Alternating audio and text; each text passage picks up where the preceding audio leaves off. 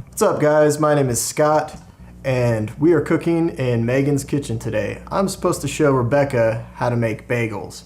She was going to go into Cooking 101, but she utterly failed her placement test, and so we're back to Cooking 085. Cooking's hard. So, no, it's not. So, let's get rolling. Let's get our stuff on, get going. All right, so let's start out. When you are baking, a lot of times the recipe will call for ounces and pounds. Pounds is obviously weight. Ounces, you have to be sure whether it's weight or volume. How can it be both? Well, volume, within regards to the water, is how much space it takes up in this measuring cup. Volume is by weight on the scale. So when you're doing weight, you have to take the scale, you take an empty mixing bowl, set it on the scale, and then you have to zero it out so that the scale doesn't register the weight of the bowl. It's like the bowl disappears. Sure. And from there, you add your flour till you get to the proper weight. And you do that with each ingredient. You want to get all of your ingredients set up. So that's what we have here. We have all our ingredients ready and measured out. Yes, and this is called your mise en pause, which means put in place. Mise en pause? Yeah, it's French. Okay. French. So many French cooking terms.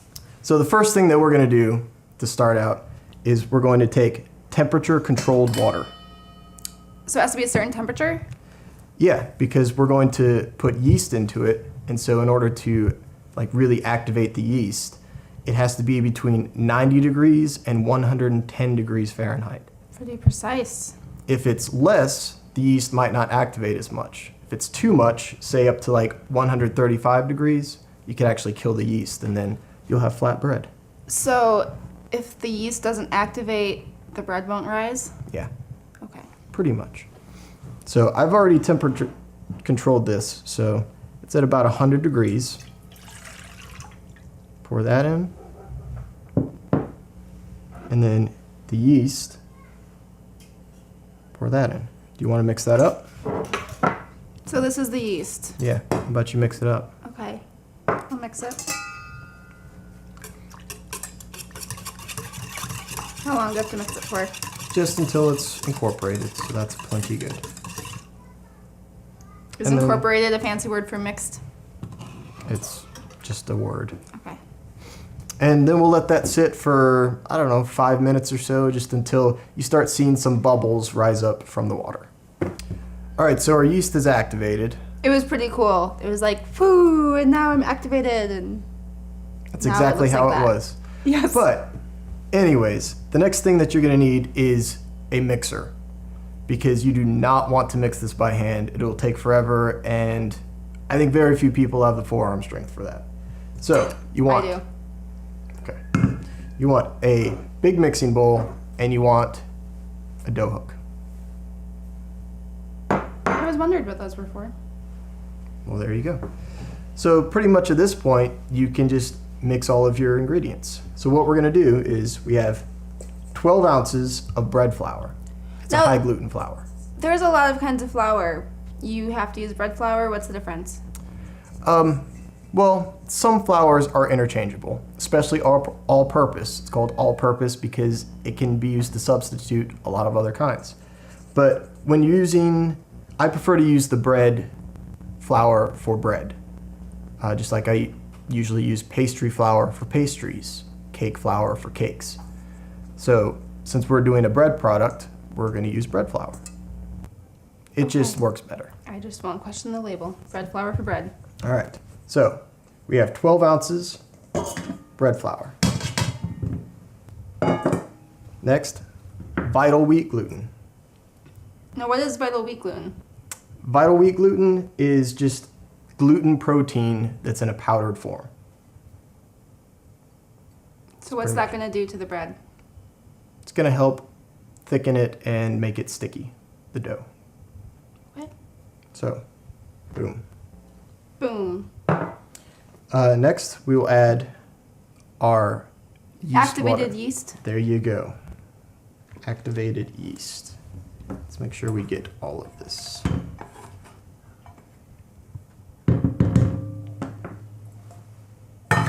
Then we do honey, which we have about a 1/4 ounce here. Remember, Is that gonna make the bagels sweet? it'll add a hint of sweetness to it, yes. But like I said, it's only 1/4 ounce by weight, so not too much. And about a 1/4 ounce of salt. So in case I didn't say all those, it's 12 ounces of bread flour, 0.6 ounces of vital wheat gluten, 8 flowing ounces, which means you need to use a liquid measuring cup for the temperature controlled water, 0.4 ounces of yeast, 1/4 ounce of honey, and a 1/4 ounce of salt. And then we take all these over to the mixer with your dough hook. All right, so you take your mixing bowl, make sure you put both ends in, and then lock it into place. Okay. Make sure it's locked. Yes. Take your bread hook or your dough hook, line up, and then twist it around.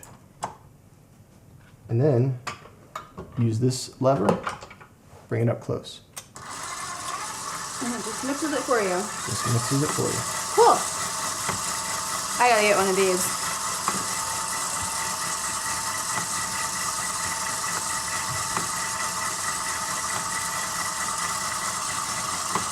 How long does this take? Well, this will take, it all depends really on the temperature of the room that you're in, the humidity, and just the ingredients that you're using. With this, it's probably gonna take maybe 10 minutes, up to 10 minutes to mix. You don't really need to use a spatula. You want the dough to actually start pulling away from the edges. And you want the dough to reach about 70, 75 degrees. I mean, are you supposed to measure the temperature of the dough? You can, but usually by the time it reaches that temperature, it's pulled away and it's at the consistency that it You needs to can be. just tell more by looking at it Yeah, when it's done. and as it mixes, it heats itself. The constant motion and friction. Friction. Yeah, there you go. I love this red mixer. It kind of matches my apron. And that's really important in a kitchen. You want everything to match. It just makes the food taste better. Too bad I'm not wearing red lipstick today. I know. Too bad. Alright, so what this is doing now is all the ingredients are incorporated, and we're letting the mixer do the kneading. You know what kneading is? No. Well, before the days of mixers, that was pressing down, folding over, pressing down, folding over, pressing down. And people would do that for sometimes 15, 30 minutes to really firm dough. It was actually really Wow. hard to do. Sounds hard. That's why I love mixers. But I'd say this dough is about ready. See, all the ingredients have pulled away from the sides, so the bowl is almost clean. And even if you feel the bottom of the bowl, you want to feel the bottom? You can feel heat on the bottom. Friction. So I think we're at about the right temperature. So let's stop this, lower it back down. So now do we shape it into bagels? Not yet. Now we're going to take a little bit of flour, put that on the table so that the dough doesn't stick. Okay. Is this your favorite kind of flour, King Arthur? It That's- says baking with joy since 1790. That's one Does of it my allow favorite you to bake breads. with joy? Are you baking with joy right now? I'm just full of joy. And so here's our dough. Great flour. It's not very sticky. You want to feel that? It's slightly warm to the touch. Yeah. So we're going to set that down. And we're going to grab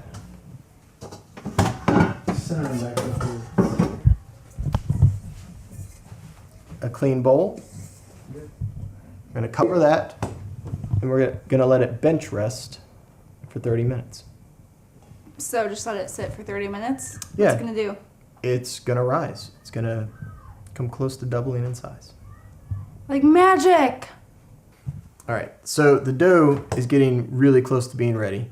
So what we're going to do is we're going to get our poaching water for the bagels ready and go ahead and preheat the oven. So go ahead and get What is poaching water? poaching water. It's for poaching.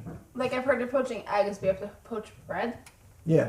What does that mean? It's essentially the same thing. What poaching is you bring the water to a boil, and then right before you add whatever you're poaching, you turn it down to a simmer. So that's what we're doing. We have, it's a half gallon of water, and we're putting in 1.5 ounces of honey and a half ounce of baking soda. So, you want to grab me the spatula? Yeah. So we have our half gallon of water in there.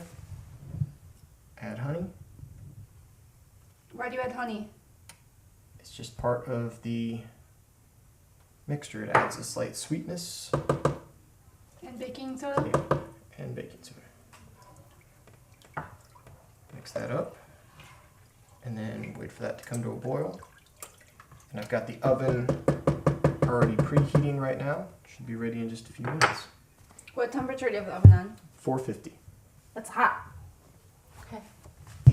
All right, so the dough It got bigger! has doubled in size, just about. So what we're going to do next is we're going to roll it out and then cut strips that are about maybe 3-4 ounces each. So you can take some more flour, flour your work area, flour your rolling pin, take your dough. And some Start people use rolling it? this, use the handles. I just like to roll it like this.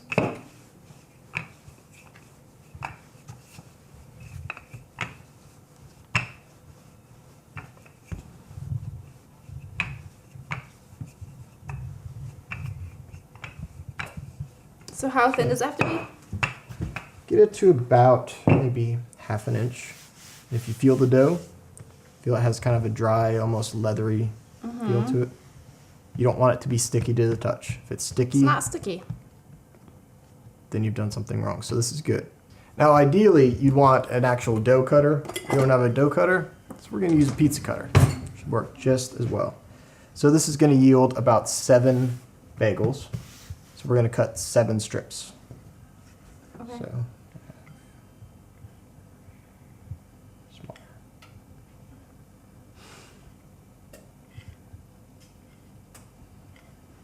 That should be close.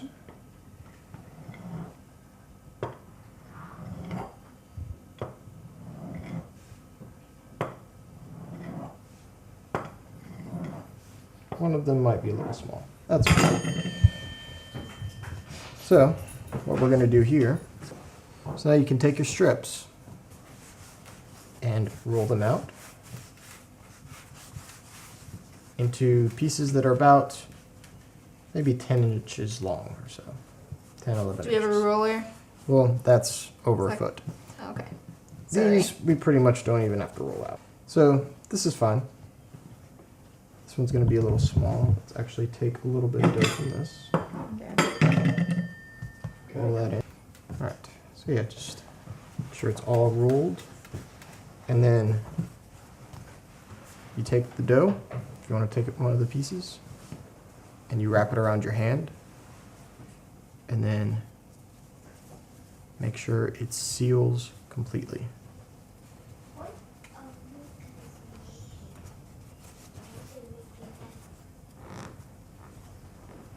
It's Make not sure you- sticking together very well. Well, you need to press harder. Okay. But I don't like my holes in bagels to be that big. Is that how it's gonna be, or is it So gonna then you rise can- and come together? It is going to come together a little bit, so you can make it smaller if you want. I like smaller. Then do them smaller. It's the joy of baking at home. You can make it however you want.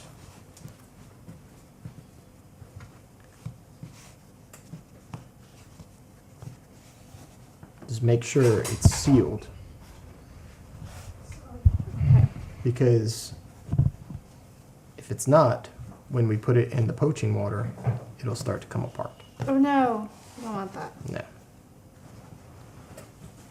This one's going to be big, but that's fine. Once again, joys of cooking at home. I am enjoying this time. It's a joy to cook with you, Scott.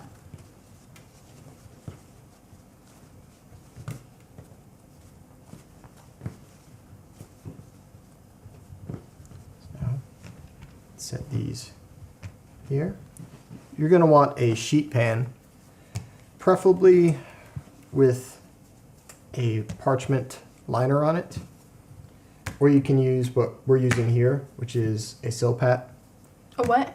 A Silpat. Silpat? It's Is pretty- that French too? Well, it says made in France, so yes. I knew it! So it's essentially just a rubber lining that is very resistant to heat, and stuff won't stick to it. And that's kind of what parchment paper does too. So now, once again, we have to wait.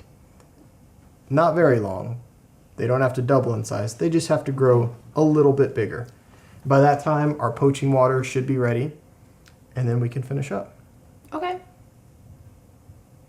It's gotten about 20% bigger, so it's time to poach. And what we're going to do is we're going to drop one in at a time. If we can fit more, we'll do more, but you don't want to have too many in there. You poach each side for about 45 seconds to a minute. So 45 seconds, roll it over in the water, 45 more seconds, maybe a little longer. Is it gonna float? Yes, they will float. Okay. And then once they're done on each side, pull them out, set them back on the rack. Now, if you want to put any toppings on them, like sesame seeds, poppy seeds, whatever, that would be the time to do it. They'll still be moist from that water. We're just going to do plain bagels. You said you wanted to do a few cheese. We'll do that later in the baking process. Okay. But for now, let's go ahead and poach these. Let's poach some bagels. So, take the lid off. As you can see, we're at a rolling boil. That means the bubbles are coming up and rolling. When we took the lid off, temperature dropped down. It's a nice simmer right now. So maybe bring it up just a hair. But we're still simmering. We're doing good. So, start off. Drop this in. And you watch it, and it's going to expand a little bit. So we're gonna poach them and then we're gonna bake them? Mm-hmm. What happens if you don't poach it and you just try to bake it? If you just poach it, Or if you just bake it and don't poach it? if you bake it, it'll be drier. This is adding moisture to the dough. It's Yeah. also increasing its size for the heat. So it's been about Cool. probably 45 seconds or so. Let's flip it over. Do you think we can fit more than one in there? I would just do one at a time. It's not a big pot.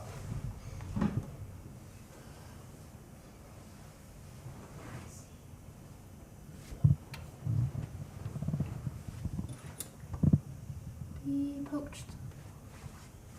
I All think we right. need to record. Yeah.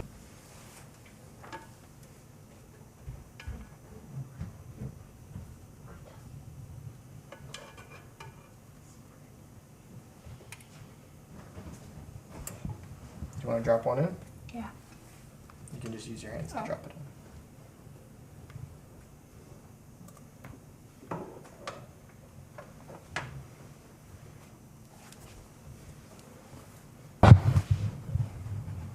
All right, so we just finished poaching all of our bagels.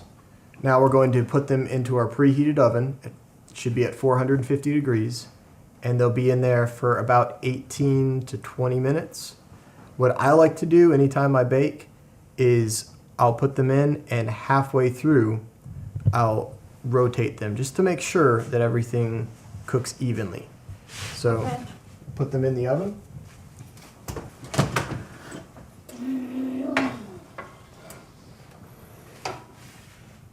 Make sure it's centered in the oven. Close the door. And let's set a timer. All right, so let's set the timer for 10 minutes. 10 minutes. There we go. And once that timer goes off, we'll rotate them and set the timer for another 8. And then we'll Okay. check it on them after that. I was wondering, what if you don't preheat your oven? Is that bad? Yes, Why? because it won't bake evenly. You'll start baking at a really low temperature, so it won't get the proper rise or the proper color on top. Oh, And it might not cook all the way through. I didn't realize it was so serious. Yes. Good thing we preheated the oven. Always have it preheated. I think they're ready. All right. So we spun them, and Rebecca even cheesed a few of them. And this is our finished product. This. Make sure you use pot holders. I knew Always better that. to use a pot holder than a rag. And always make sure it's dry. If you use Okay. a wet rag or a wet pot holder, Bad you're going news to burn bears. yourself. Okay. So You have so many different sizes. at this point, Make sure they're all separated. separate them and let them cool. And so once they've cooled down a little bit, You can eat you them. can eat them. Yay! I can't wait. All right. So quickest way to cool anything down is on a cooling rack. Get them off the hot pan. So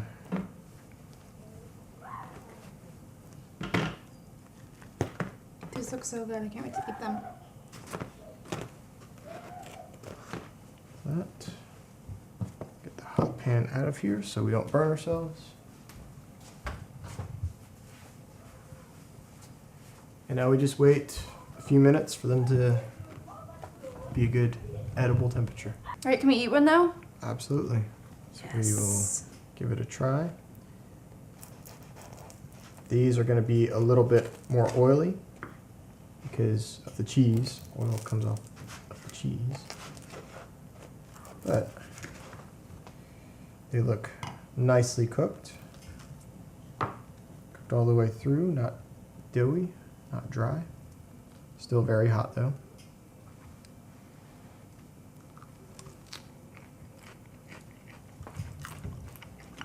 Mmm. That's pretty good. Really good. It's magical. Good job, Scott. So that's a very basic bagel recipe and procedure. Something that most people can do at home. I think I'm gonna make these myself now. Thanks for teaching me. And thanks for watching. All right, Reb, I think you graduated from basic cooking. You can move on to Cooking 101. Yay! Start that tomorrow, where we'll do banana bread.